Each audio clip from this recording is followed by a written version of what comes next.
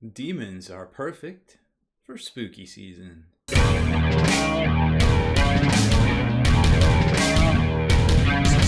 Spiky Bits.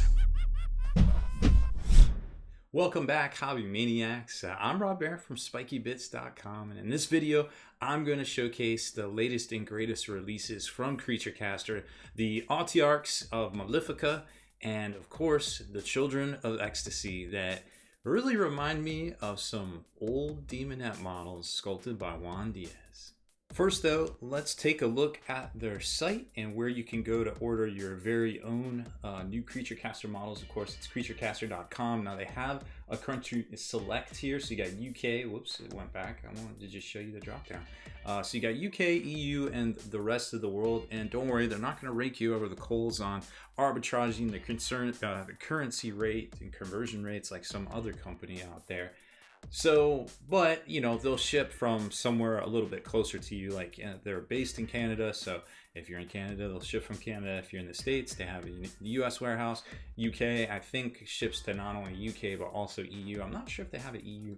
They might have an EU out there, but I am actually not sure. I might have to hit them up about that next one. So here's the upcoming release, or I guess it's live right now, the limited edition Spider Demon. They brought it or her back, I don't know which one, for a limited time. Now this was originally, I think, featured on their Kickstarter way back in I want to say it was 2014 or 2015 when they eventually got that thing all delivered, and got our very first unboxing was models from that Kickstarter that I had to drive and get from a buddy of mine because I really liked them, and I was like, hey, this company's pretty dope, let's talk about it.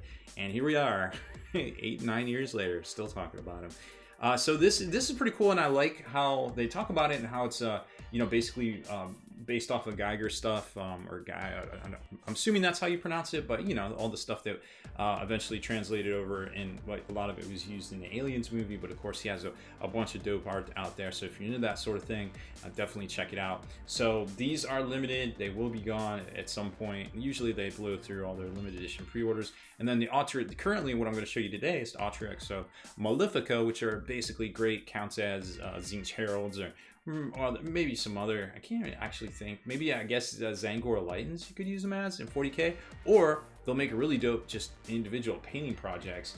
And then they've got the Children of Ecstasy, which are in their shop here, because they actually came out a few weeks ago and I didn't quite get to the videos. Our summer was kind of bananas here. They are currently out of stock. I'm sure they'll be back. They had some bundles for them here for $89, and then you could get the single kit right here, and that was $50. So you'd save $10 if you got the bundle. I'm sure it'll be back for Black Friday and stuff, and maybe there'll be additional sales and things. So keep an eye out for that if you didn't pick them up. But I'm going to show those to you today here in the studio. We're going to unbox and build both of those kits. Now, if you've never gotten a kit from Creature Caster yet, well, this is how they come.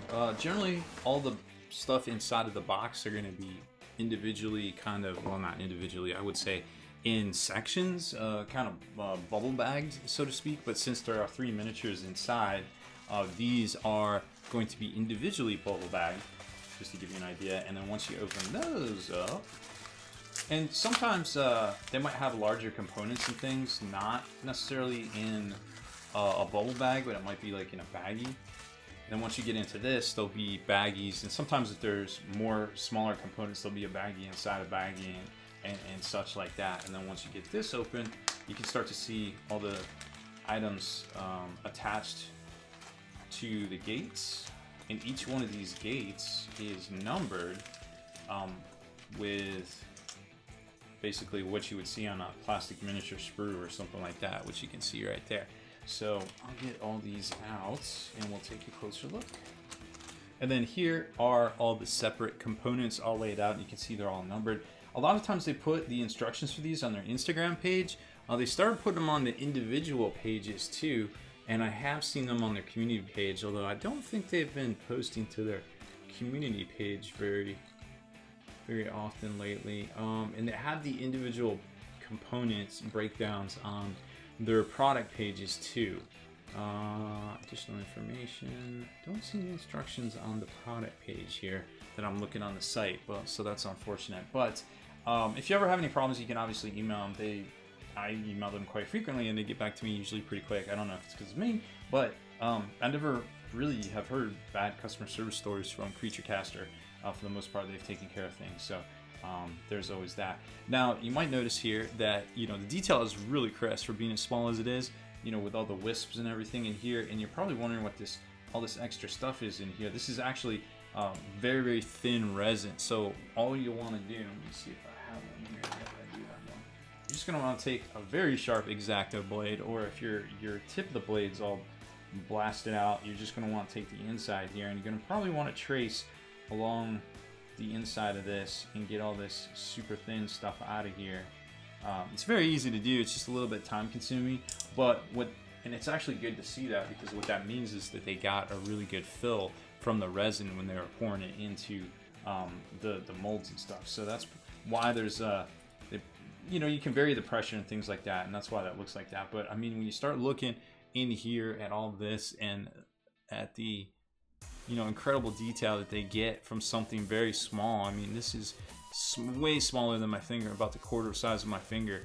You're really starting to get down to like some super small detail and some really, really tiny parts for these Malifica minis, which is pretty cool to see. And then even this little sword thingy right here, I forget what this model is, so we'll have to get them together shortly and take a look. So that's basically how they come. They're always very well done and very well packaged. I haven't really ever had a problem with breakage that I can remember from them. Now here's what they look like all assembled, and well, they're pretty dynamic. I didn't realize the sword, the little flames went onto that sword I just showed you, which was really, really neat to see, because once you get all that cut out and you really start looking at the all the detail on there, it's pretty wild, to be quite honest with you. Now, generally for when I'm using or assembling resin miniatures, let's see if I have some here. I generally use, well, I really like using the Monument Hobbies glue here, which I think I got a, I don't know which way is up anymore. You can use this stuff, or I think out in my other hobby desk, I have some of the Purple Cap Bob Smith Industries or BSI glue. Generally you see that in a lot of stores. It's branded with the little store name on it right there. Both of those will work great for resin miniatures. I pretty much use them interchangeably. I think the purple stuff is a little bit more of a gap filler, purple cap stuff there.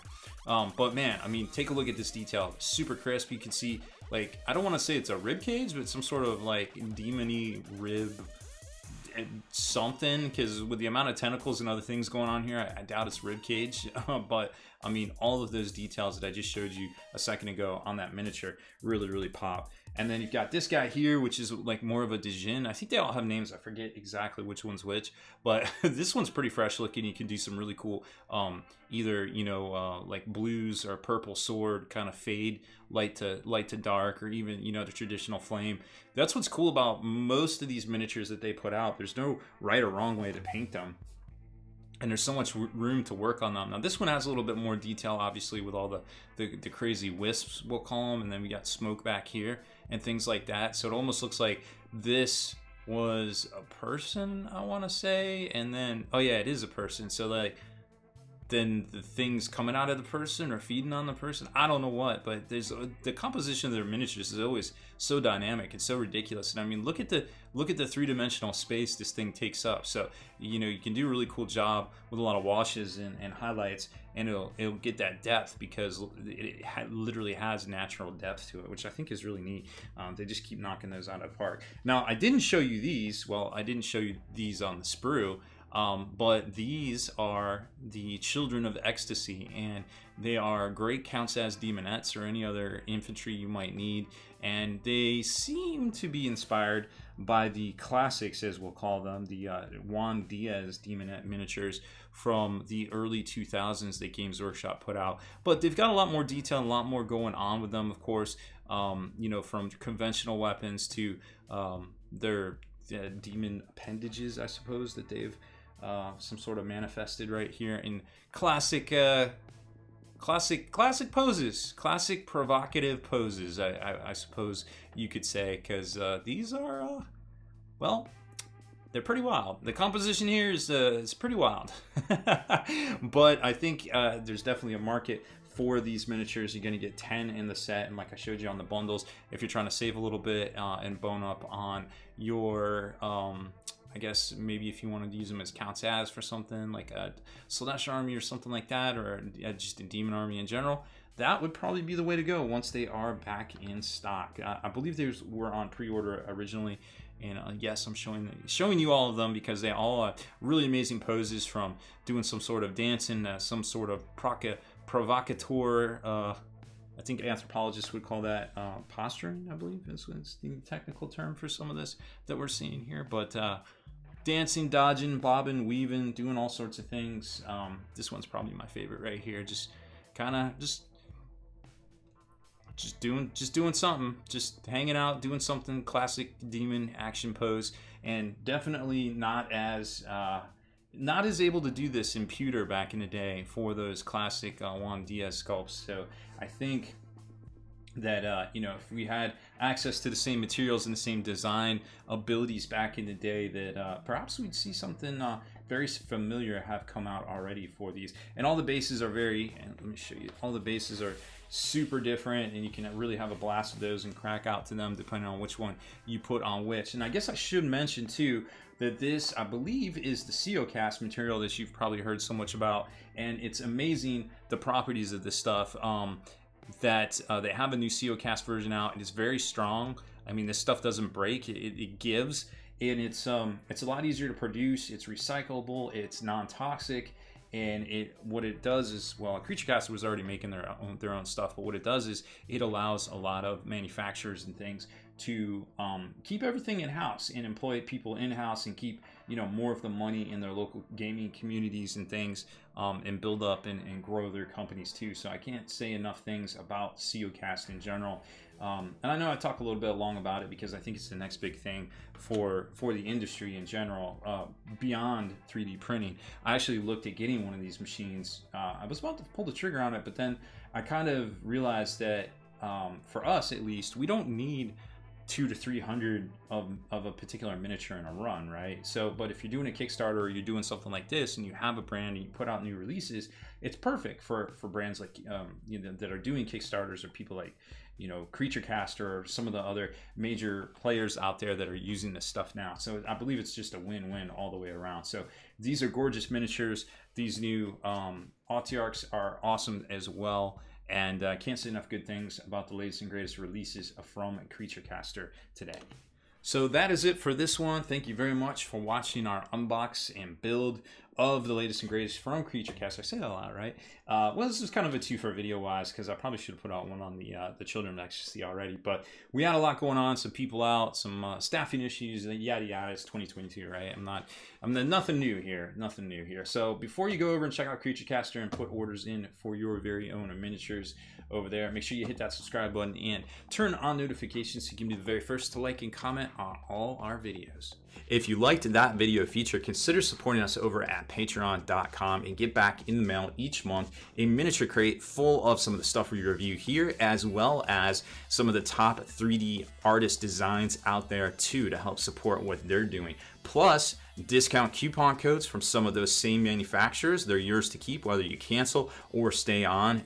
It's totally up to you. Obviously, we want to keep you as happy as possible. So check it out over at patreon.com/spikybits.